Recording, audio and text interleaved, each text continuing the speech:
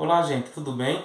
Então, na nossa aula de hoje, nós vamos estudar a respeito da sociedade escravista e cultura afro aqui no Brasil.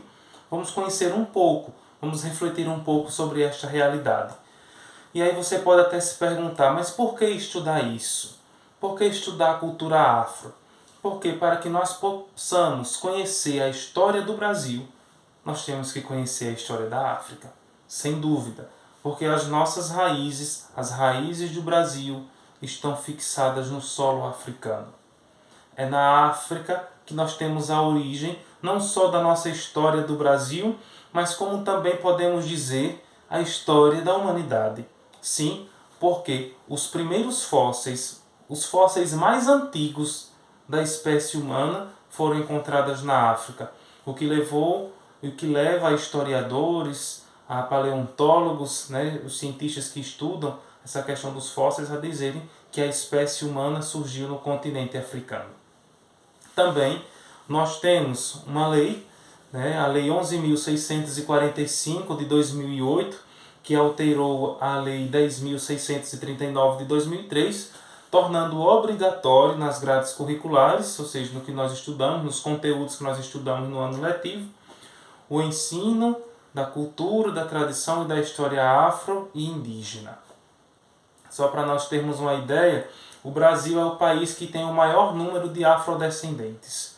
O país que tem o maior número de afrodescendentes, o país fora da África que tem esse maior número, é o Brasil. Então, vamos entender como se deu esse processo de uma forma bem resumida, bem simples. Então, a colonização do Brasil ela teve início no final do século XV e no começo do século XVI. O objetivo que fez com que os nossos colonizadores trouxessem os africanos para cá foi em busca da mão de obra. Começou a trabalhar com o indígena. Só que a relação do indígena com a natureza, com o meio ambiente, com a questão do trabalho era diferente do português, da visão do português. Porque o indígena ele só retirava da natureza aquilo que ele necessitava para aquele momento. Não tinha essa questão desse desenvolvimento no sentido do trabalho agrícola, da forma que nós conhecemos, da forma de desenvolvermos a produção como nós conhecemos hoje. Então isso fez com que, esse foi um dos fatores, é claro, que fez com que os nossos colonizadores fossem em busca da mão de obra escrava, escravizada, africana. E aí nós vemos que alguns dos locais dos quais vieram os africanos, os negros para o nosso Brasil, foi de Guiné, Angola, Congo, Costa da Mina e de Benin. Essas foram as principais localidades que trouxeram, vamos dizer assim, que deram ao nosso país os africanos. Claro que de uma forma muito rude, muito dura, muito sofrida. Porque nós sabemos que eles vinham de lá da África em navios chamados de navios tumbeiros.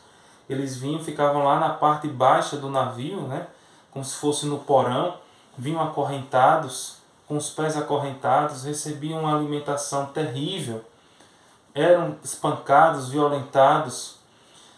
E quando chegaram aqui, né, eles realizavam trabalhos, vamos dizer assim, desproporcionais para a realidade humana, humilhantes. Trabalhavam tanto no engenho, na produção do açúcar, como na casa grande, que era a casa dos senhores de engenho, como trabalhavam também como escravos de ganho. E todos eles tinham um sonho, que era a liberdade, que era a alforria, que era também, quem sabe, retornar para a sua terra, não viver daquele jeito. É por isso que nós vemos que é errado usar a palavra escravo quando nós nos referimos aos africanos que vieram para o Brasil, trazidos pelos colonizadores. O correto seria nós dizermos escravizados, ou seja, eles foram obrigados a viverem dessa forma, eles foram obrigados a virem para cá. Eles não quiseram vir de livre e espontânea vontade. Então o que é que acontece? O africano, o negro, quando ele chega aqui no Brasil, ele não é tratado como ser humano. Ele não foi tratado como ser humano, ele é tratado como um objeto, uma propriedade, como alguns diziam, até como era um ser que não tinha nem alma. Então eles eram vendidos, eles eram negociados como se fossem objetos quaisquer. Quanta falta de humanidade nós percebemos. Ah, era só naquele tempo que existia falta de humanidade? Não. Nos dias de hoje a história está aí para mostrar quantos atos desumanos, porque a dignidade de uma pessoa não está na cor da sua pele. A dignidade de uma pessoa não está na cor dos seus olhos ou no seu cabelo, se é liso, se não é. A sua dignidade está no seu caráter, no seu eu. E nós vemos que hoje a sociedade ainda continua enraizada, presa a esses costumes, a essas coisas que deixaram, vamos dizer assim, entristecidas as páginas da história do nosso Brasil. Então, nós vemos que diante de toda essa situação de maus tratos e punições que eles recebiam, chicotadas, passar a noite amarrado em tronco, passar a noite acorrentado, tá lá todo, depois de ter sido chicoteado, colocavam sal nas costas, entende? Tudo para aumentar o sofrimento. Tratados como objetos mesmo. Mas ainda haviam, né, também outras restrições, como a proibição religiosa. Eles não podiam viver a religiosidade deles, a fé deles. Que era a fé africana, que era enraizado nos costumes dessas religiões de matriz afro. Eles não podiam, eles tinham que viver a fé cristã, a fé católica. Eles passaram por um processo, vamos dizer assim, de certa forma, de uma aculturação. E o que eles faziam? Eles pegavam imagens de santos católicos, que eram semelhantes às divindades das religiões deles, e colocavam lá e faziam as festas, cultuavam. E aí quando vinha sempre um capataz do senhor de engenho para olhar o que eles estavam fazendo, dizia, não proíba, não faça nada, porque eles estão cultuando os santos da Igreja Católica. E essa proibição era tão terrível que às vezes, com o passar do tempo, obviamente, era expressa também na religião. Existia, por exemplo, a igreja dos brancos e a igreja dos negros. É incrível. Longe de nós, não, aqui no nosso estado mesmo, na cidade de Penedo, por exemplo.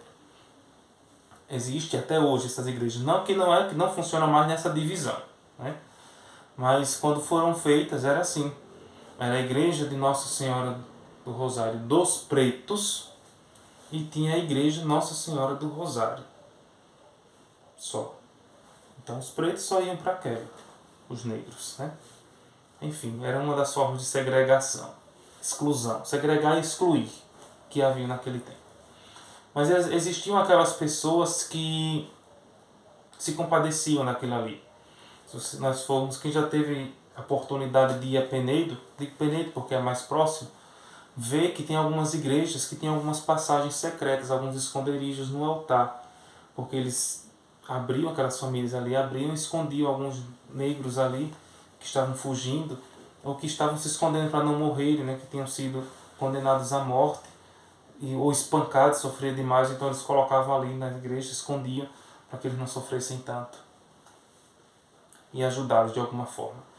E eles também não só sofriam, eles também tinham resistência. Uma das formas de resistência eram os quilombos.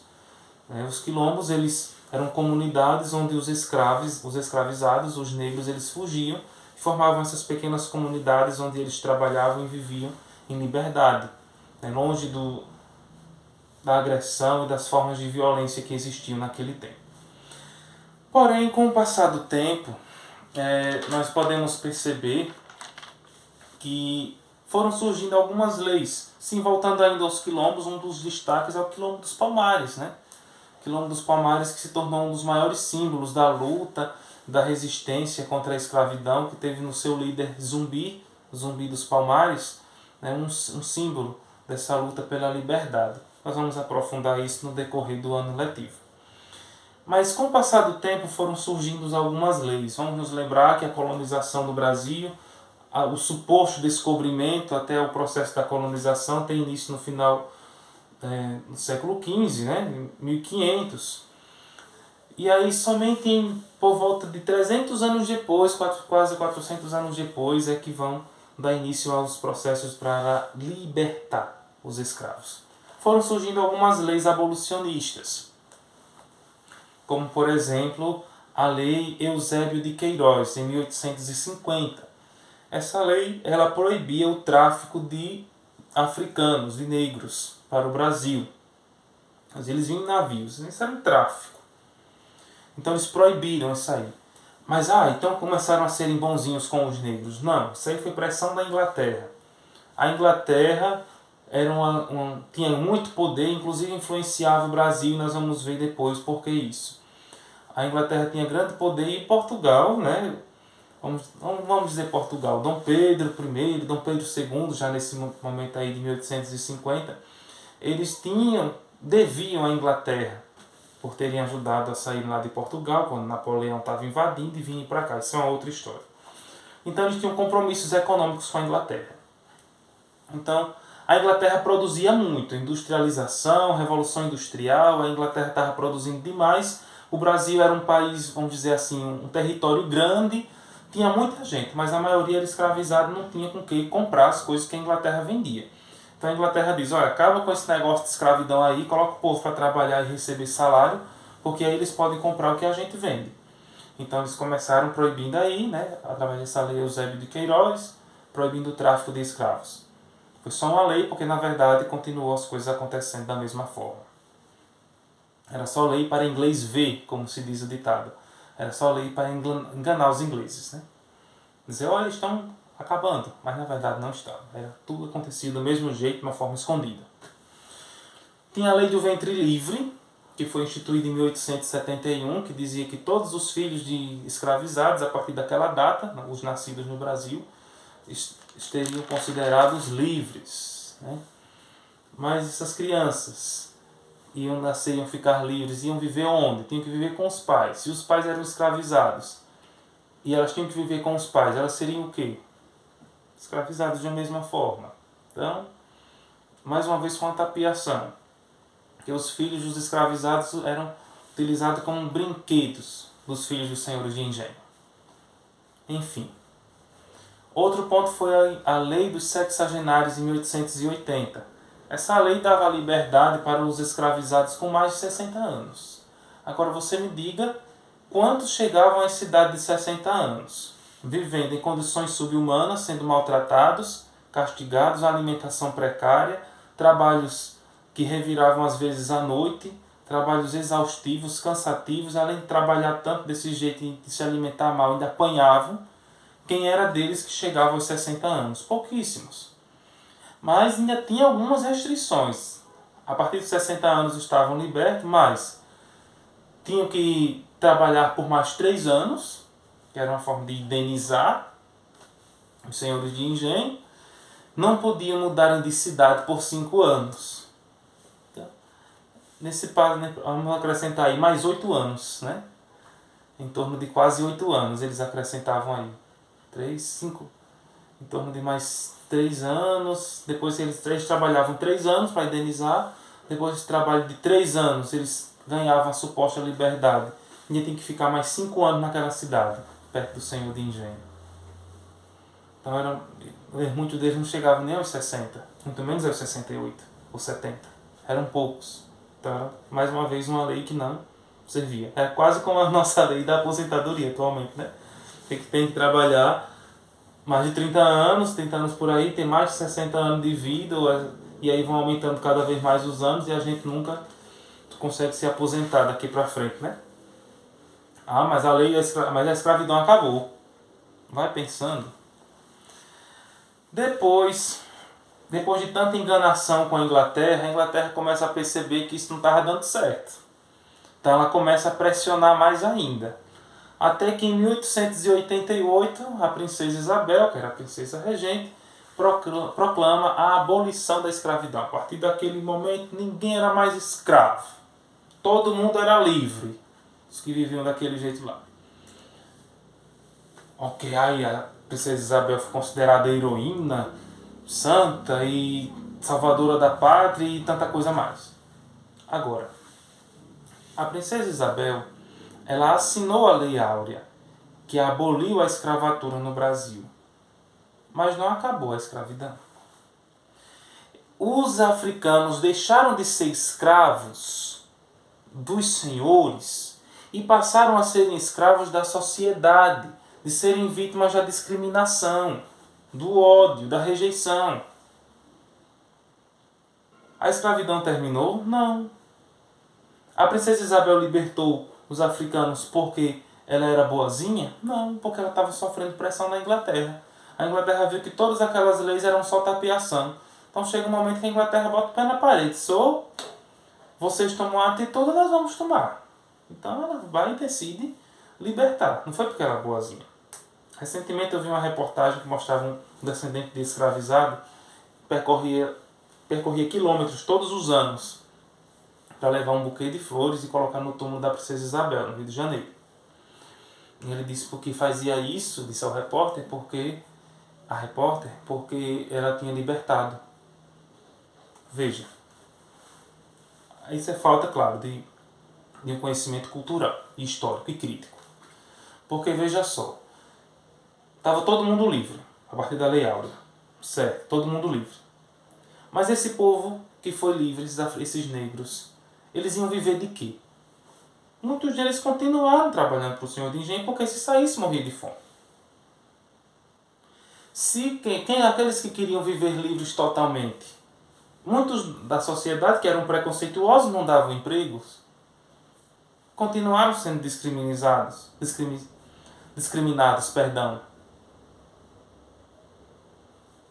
Não tinham condições de construir uma casa para viver, porque não receberam nada. Então viviam em barracos, aí onde se dá origem às favelas.